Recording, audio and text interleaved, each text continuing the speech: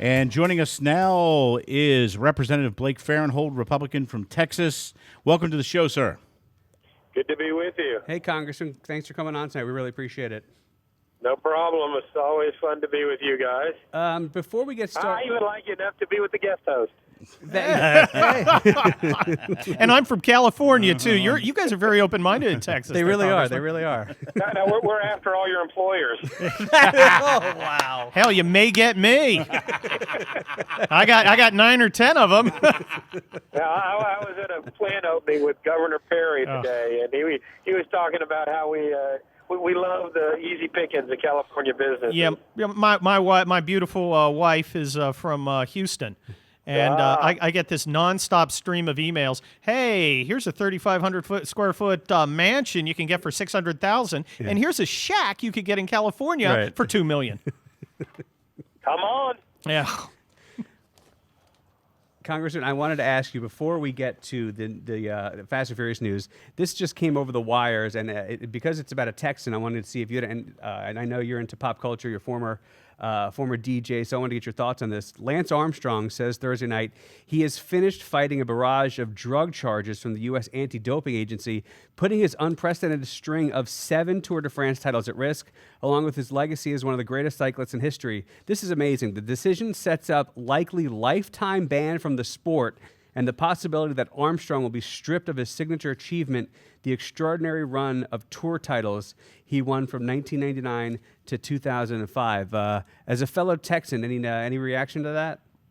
You know, it's disappointing to hear. Lance has always maintained his innocence, and he's passed hundreds of drug tests, but they've continued to come after him. I'm disappointed that he didn't continue to fight it. But obviously his decision. Yeah, no, absolutely.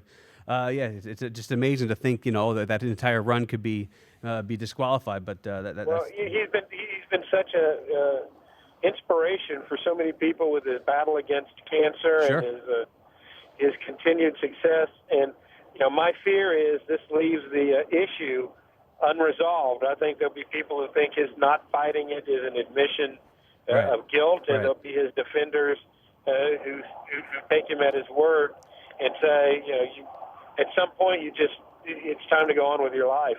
Yep. All right, so let's move on. Speaking of moving on, let's talk about the latest of Fast and Furious. Congressman, here at NRA News, we've had you on numerous times. You know that we've been talking about this story more than any other media outlet out there. It is a story that started with the absolute tragedy with the death of with Border Patrol agent Brian Terry, and now it just seems to just get into it's become the theater of the absurd. Now we get the news. The House Oversight Committee releases a press release that Bill McMahon, top official in the Operation Fast and Furious, top ATF official, not only is he on paid extended leave from the government, which we're paying for, he's also double dipping at a job at J.P. Morgan, which had a $12 billion bailout, which we paid for. So ostensibly, we as the American taxpayers could be paying this man twice.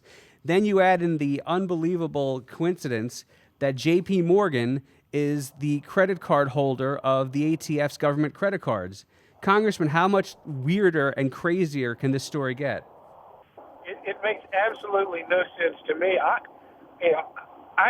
could almost sympathize with the government letting him stay on extended leave so he could retire, because I wouldn't think anybody would want to hire somebody who potentially is facing criminal charges for lying to Congress. Right.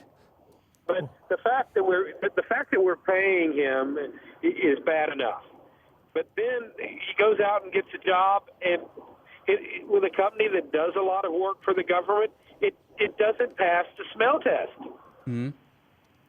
Well, Congressman, this really, really looks bad. What kind of action are you folks looking at taking about this? Well, I think we need to look at the system that allows this. In a lot of instances, there are laws and regulations that prohibit you from leaving a government job and going into the private sector with a company that deals with the government specifically on the issues that you worked on. So the fact that he found a loophole in this law and tends to lead me to believe we need to take a look at how we're allowing this to happen. And I can't get over the culture within the Department of Justice that will allow wrongdoers to continue to profit. Well, this is a huge problem, not just Fast and Furious, but this is emblematic of the lack of trust the American people are having for many within government, because we keep seeing these things happening again and again. And as a civil lawyer, if I had this set of facts put in front of me and I took it to a jury, holy cow! Because nobody can look at this and nobody can say with a straight face, "Hey, nothing to see, move on." No, it doesn't. A reasonable, prudent person would not agree with this. I'm 100% behind you, and I think again there is a mentality that I constantly battle at every level in Washington D.C. of, oh well, it's not my money. Well, it is your money because no, it's my money. It's my money, Congressman. I'm with you 100%. Not only it's all of our money, and I think the government has an obligation to treat tax dollars with more respect than someone would treat their own money. But time and time again, I just see a complete lack of disregard for the dollar, and then just a lack of common sense. Nobody steps back and looks at the big picture. Well, nobody asks, wait a minute, does this make sense? Well, I come from the poster children of lack of big picture, the state of California. How long do you give it before the entire state of California, except for the movie stars and the non-producing losers who make up so much of it, move to Texas? What do you think, a year, 2 years? We all love the producers. No losers in Texas. No losers in Texas. You send the losers back. But here's a serious question, and I spend a lot. I'm a lawyer. I defend companies and things, and I see how businesses are treated in a place that is predominantly liberal, and then I look at a place like Texas where businesses are flocking. And then I look at the federal government, and I have a president who tells me, a guy who spent who started out at a McDonald's, who started out as a private in the Army. Okay, when I came to LA, I had nothing. All right, and now I have a successful business. And then I'm told, well, you know what? All those nights you worked late, all that time you spent, you didn't build that. You didn't build it. You owe other people. How are we expected to move forward? I ran my own business after I was a lawyer for a while, and it's insulting to me. I was in the office before the sun came up, and I was often there well into the night. And the American spirit is you work harder, you work smarter than the next guy, and you succeed. This is what the success of this country is built on. But you've got an administration in place in Washington that is demonizing success, creating an us against them mentality, and the path that is putting the nation down is it's terrifying to me. Congressman, before we let you go, I wanted to talk to you about some breaking news that came off the New York Times tonight. We talked about this a little earlier in the show, but since you are a Republican congressman who will, of course, be at the RNC, and you'll probably have a major role there. It says, by Jeff Zeleny, Romney may be nominated early. Plans are underway for Mr. Romney's name to be placed into nomination on Monday, not Wednesday as originally scheduled, because of a potential threat from Tropical Storm Isaac and concerns about a possible disruption during the roll call vote from Ron Paul supporters at the Republican National Convention next week. Now, as a fellow Texas congressman, if you would address the rift with Ron Paul supporters, which the campaign is trying to assuage behind the scenes, but also talk about this potential to put his name into nomination on Monday, which also would allow him to spend the money for the general election a couple days earlier than planned. Well, I think there's a legitimate concern about the hurricane. I'm actually hoping they don't put him in nomination Monday, because I fly in till Monday afternoon. I'm doing my usual Monday morning radio show before I go to the convention. Right. On a personal level, I I would hate to lose the opportunity to be there for that historic event. Yeah. Yeah. We'll be in my home county, Nueces County, Corpus Christi, Texas. Faced a little scuffle with the Ron Paul supporters a couple of years ago, where they actually sued the Republican Party. We've reconciled, for the most part, those differences, and I really do.